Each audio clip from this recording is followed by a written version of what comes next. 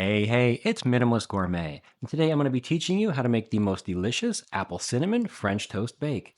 Not only is this going to feed a bunch of people and is super delicious, but the best part is you can actually whip it up the night before, store it in the fridge, and then when you want to cook it, just pull it out, stick it in the oven, and it's ready to go right when your guests arrive. Couldn't get easier than that. All the deliciousness, none of the stress. I'm going to teach you how. Let's get crack-a-lackin'. All right, let's start off with our bread. You can pick something like challah or brioche, but my favorite is sourdough. I think it holds up great in this recipe and tastes fantastic. We need to cut this up in about 1 inch cubes. That looks good to me. And let's go ahead and start cracking our eggs. Nice. For that rich, decadent flavor and texture, I like to go with 1 part heavy whipping cream to 2 parts milk. You can certainly use just all milk if you'd like to make this a little lighter version. For sweetness, I love to use brown sugar. You can certainly use white sugar if you'd like. I think this tastes a little bit better though. We'll round out these flavors with a good deal of cinnamon, a little pinch of nutmeg, a dash of vanilla extract, and just a little pinch of salt to make sure all of these flavors pop. Now make sure to mix this very well and get all that cinnamon thoroughly dissolved in that egg mixture.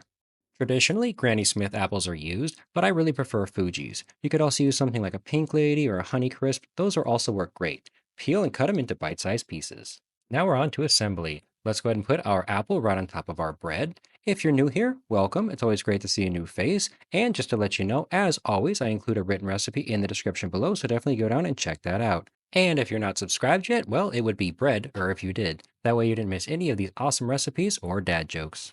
I mean, hey, it's difficult to come up with jokes about bread without being stale.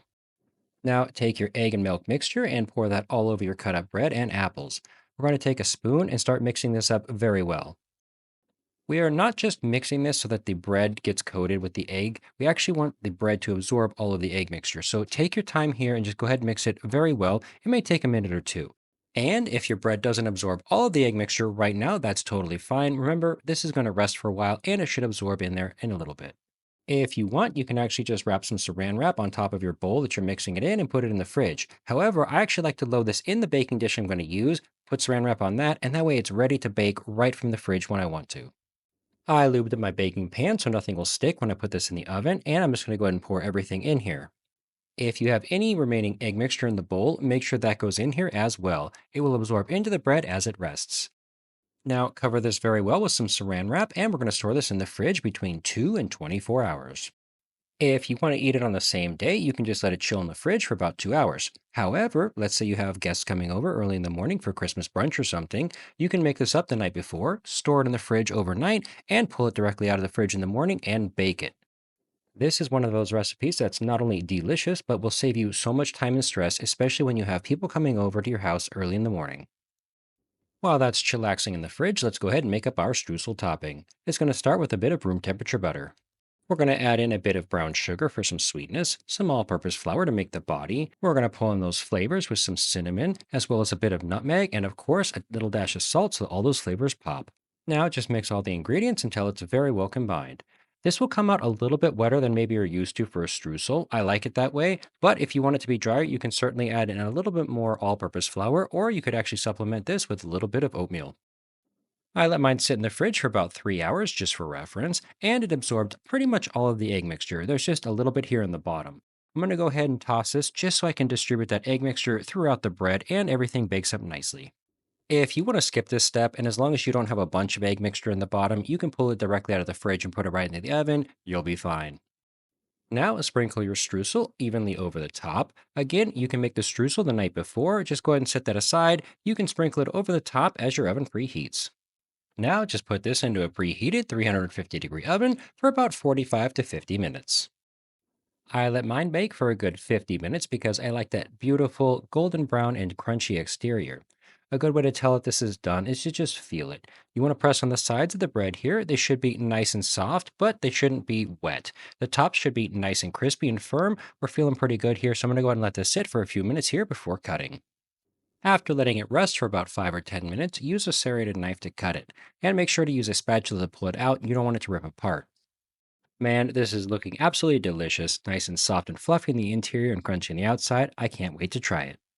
My favorite part, of course, the taste test. My kitchen smells fantastic. You've got that wonderful cinnamon, the nutmeg, that fantastic apple. Oh my God. They all come together to just make an absolutely exquisite smelling kitchen. I say everything worked out fantastically as well. It's nice and creamy on the inside, but crispy on the outside. Let's see if you can hear this in the mic. The outside is nice and crispy, but the inside here is pillowy soft, just like you'd expect a beautiful brioche French toast to be. It just pulls apart. The inside is so creamy and soft. Mmm, mmm, mmm. It's like the best version of apple cinnamon French toast that you can have. Mmm. The exterior is crunchy. The interior is so moist and pillowy soft. Letting it soak in the egg mixture is just fantastic. It's so custardy. And then you get a little bit of that apple, which the apple is held up quite nice. I'll show you a piece here. Okay. They're not mushy whatsoever. The topping is also really nice. The strudel is nice and crunchy. It's got a nice gentle sweetness. With again, a little bit more of that cinnamon and of course that buttery wonderfulness. They just come together to make a fantastic dish. I've got to be honest with you. I think if you could perfect French toast, this would be it. Guys, I cannot believe how amazing this is considering how easy it was to make. I know when you put it down on your table, your friends and family are going to eat this up. I'm going to let you guys go so I can finish up my plate. But thank you so much for watching today. I really appreciate it. And I'll see y'all here next week on the next episode of Minimalist Gourmet.